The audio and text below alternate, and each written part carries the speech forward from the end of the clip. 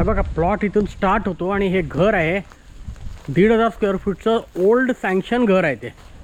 ह्याच्यावर तुम्ही प्लिंथ घेऊन घर बांधू शकता आणि आतमध्ये एकदम अल्टिमेट प्रॉपर्टी आहे. तुम्ही बघाच फक्त. प्लॉट आहे 22 गुंठ्याचा आणि हे बघा मस्त नारळाची बाग आहे, मोठी वेल डेव्हलप्ड आहे आणि साधारणतः 40 ते 50 नारळाची झाडं आहेत. बघा कसला सुंदर आहे. आणि ही बघा विहीर आहे, गोड्या पाण्याची विहीर आहे, त्याच्यात पाणी आहे ऑलरेडी.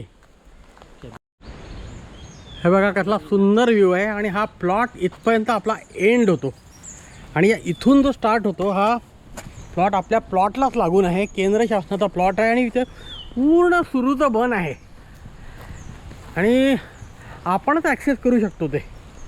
त्यामुळे तुम्हाला ही 4 गुंठेची जी जागा आहे ती ॲज गुड ॲज प्रायव्हेट असल्यासारखीच आहे. ही